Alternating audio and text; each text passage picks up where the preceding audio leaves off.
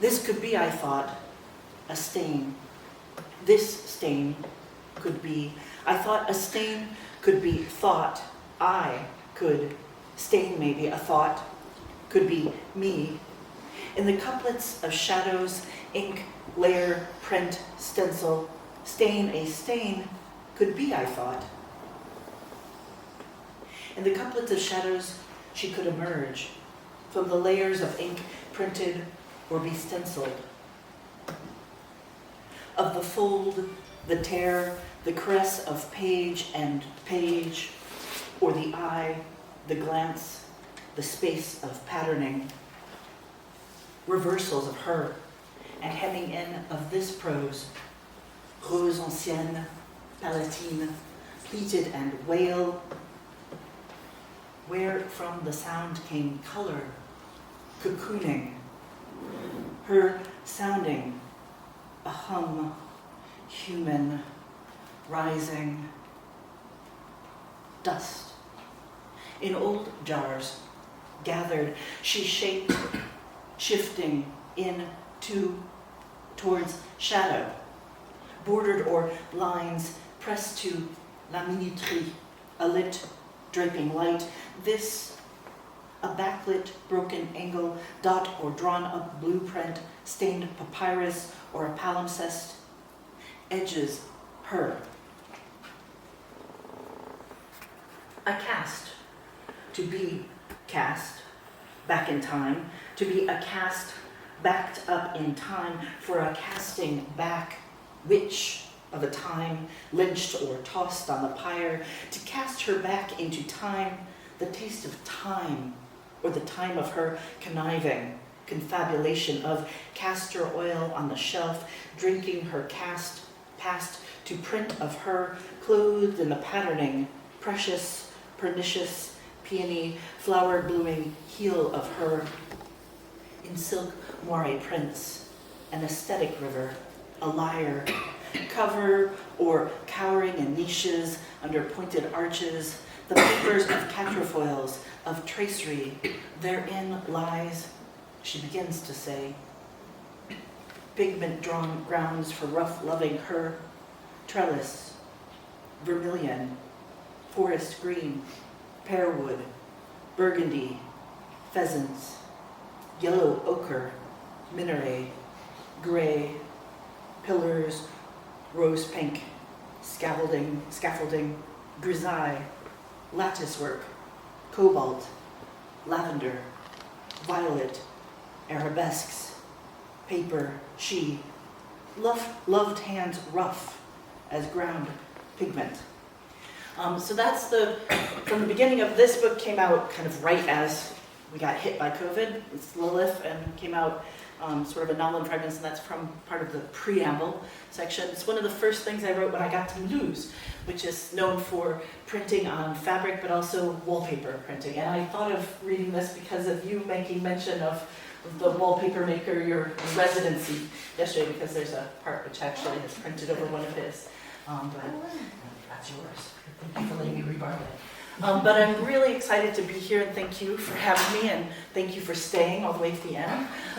My first book ever published in the UK came out this year, and I have not, because of COVID, actually read from it in person. And I have read online, I had a Zoom launch, as it were. So I guess I'm reading pieces of things, which, very fitting. I'm all about pieces of bits and parts. So I'm going to read two pieces from a section called The Island. They're prose poems, because thinking of wildness, I was thinking about how I'm from Iowa, as landlocked as you can get. So for me, the sea is always wild. I mean, it was just great to hear the sea poem that you read yesterday was just so exciting. So I've written varieties of sea poems, and these are poems from Skalarestos in Lesbos, where I've been. So I'm going to read two little prose poems from this. I also thought of this in terms of because Beth lives in Marseille, and so one of them makes reference to the amazing Basilica in Marseille. Below, the Aegean crashes to shore, shattered, bone-split, stone-shift seasons, Perhaps you are right. This full moon's our cusp tossing us toward winter. But from this cliffside, short-sleeved in a sweat, sleepless night, a night dreaming another body, another in the gap. Winter is merely the desired melting of ice on lips, licorice clasp of ouzo. And did you say broken? The rusted hills, russet ridge towards which we steer. You dare not say to deny denial is. Once love threw herself off the rock's peak. That is what you wrote. It is one sapphic myth after another. Do you think there are small sharks circling on the other side? A drop off to, where is this line leading? There are things, spaces, blanks, empty mailboxes that just cannot be taken seriously, personally, anymore. The waves lap against the shore, and still the shore is asleep. That was a little stealing from A. Husband. Slim slip knot, light a sliver, a sniper. I could not sleep, speak, say to you. This is night nugget, a gold ring, a godless land or season or memory, moonlight or lamplight pages, paling. I read your face like braille with fingertips. Atop the basilica in Marseille, looking out for the fishermen to return home, a beacon, a beckoning. Sometimes the to-do list, the prepackaged, ready-made meals, the bus, tram, metro lines are not enough. She would have reversed time, untossed her body's over pale form, felt the soles of her feet scuffed, scraping on the rock's porous edges. You climb higher. I wade at the base, wondering what is under the other side, the exposed, seaside, softened, salted, insatiable side, where the seabed drops off, and can something hear me echo if I cry wildly down through the aquatic deep?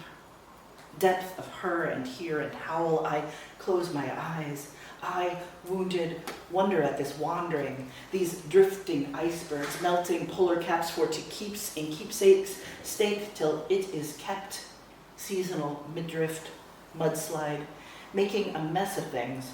I have forked path upon path, found by winding way back to and into and still, stilling, stiller. So those are two poems from The Island. And now I'm going to read the rest of what I'm going to read are parts of a long poem called Afterlife. And this is about a woman who lived, and like lots of women, sort of gets forgotten from history. So do you know who Nebutad is? Excellent, you will. And like lots of things move around, and there are lots of quotes. So I'll try to indicate my stealing. When the myth is written, you, I become her. She is Nebutad. She is what has watched departing. There's a predictability about this. Her fame is leaving a trace of him. The lover marked her. She marked the wall with her lover. The wall was marked, a mark was made, and was all this simultaneous with Sappho's leaping endings? Are part of the women the luminosity of history refracts. On an island, the ocean erases the trace. The sand skins the body a roughness, sculpting away the hardened surface. It is not a process of emerging, but of erasing. Erasure makes the form. But then there is Nebutad, I, maim, you, heard. Somehow a she finds herself the center, reversal. A pronominal name crossed out eventually as presently I might say, do you recall the story of Nebutad? And you would say, who? There is a mark making a mockery of what tracery is. Decor divide. A mark can be a boundary enclosing the self enclosed. The self departs, escapes, goes beyond, out of bounds of bonds. She is standing on the threshold where the women stand, on the threshold, while departures are happening farther beyond their days. And Sappho leaps, decisive, But who sees her, seeing her step forward beyond the last mark fragmenting into a crack in her story? I meant to tell you about Dibutad. I did not mean to conflate women, as in Dibutad equals echo, equals Sappho, equals me, you, us, I, they. D but aid is an echo. Quote, in classical antiquity, one of the most pervasive legends of the origin of drawing and of painting describes the tracing of the outline of someone's shadow thrown onto a surface, either by candlelight or by natural sunlight, skyography. Pliny the Elder. Is beauty reflected from hiding? In his Natural History, attributes not only the origin of drawing to this method, but also the origin of clay modeling. Shadow form by the reedy pond, Dibutad, echo, only a silence. Pliny tells the story of a potter of Sicyon in Corinth named Butadus, in French Dibutad, who invented clay modeling through the actions of his daughter. Butadus' daughter, who possesses no independent name in the story, but who is often referred to as the Maid of Corinth, traces an outline on a wall of the shadow of her lover's face cast by the light of a lamp. Only the repetition of other of him. Her body leans outward into the night, into the space, into the moments of elsewhere. Sappho leaps. Her fame is not her own fame, but is that of the body lost to her. Her lover is soon to leave, and the profile will provide her with memory of him. Close quote. Encounters with the other, Martin Calder. A reversal is in the clay of the father, the hands, the potter making the form rise out of the earth, calling it back. Butadus' daughter possesses no independent name. She's not in the story. She is not. History has erased her mark. Is him marked onto the wall? Is he the mark left? Is she and the traces part of the line of him embodied in the line of that charcoal, not blown away on a sandy fall afternoon, not dispersing over time, as Sappho perhaps is leaping also into the void, until it is, and then it is the men, the father, reforming from the wet earth the body of the lost. Does he call him back for her? Does he watch her pine away in the absence of him? What does she leave of herself, if not the mark of the man on her? The myth is called the myth of Dibutad, but this is not her name. She has no name at all. In Pliny's Historia Naturalis, the history of painting consumes him. Chapter 35 emerges. It tells us that when the girl's father discovers this, the first drawing, he molded the form in clay and fired it in his kiln. Victor Bergen tells us that in a letter of 1843 to Mary Russell, Elizabeth Barrett writes, I long to have a memorial of every being dear to me in the world. Every being memorialized in the line, the trace, the marks named, the named, naming of the other and the self. Does the self suffer in its own observation, in its own invisibility? Go ask Dibutad. She is only a part of a myth, an illusion, a recollection of a line traced onto the wall. One night, a lover left for a war and never came back. This is an original story. There is something about departures in the naming of Dibutad. There is something that sounds stuck in the mud or emerging. She stands on the threshold by the wall that is no longer blank. What is in a name? A language traced onto her, through her, embroidered back into him. What can we touch when our fingers rise to the tension of the white smudge? I suppose, perhaps, we will hear her hearing him, hearing her heard or heralding a shift, as in there came a trembling, not yet measurable, like contemporary implements, that accounts for far later to be understood tectonic plate shifts in an atmosphere of the unknowing universes, of a space that is as proximate as one breath puffed out towards another in a Siberian winter, far off from the cascading cliffs of Sappho, or the door where Dibutad is waiting, still in the reddening sunset, of her own departure, or her own voicing, of her now put your ear to the door, the passage of time, to the space in which a foot lifts and moves, re-articulated into the pages of some passing. Dibutad leans out into the night, listening, turns back. She is turned back inside, like an item of clothing, inside out, with her inside is she, Is she and the trace in the house, in the wall, and the walls of the house emptied of him?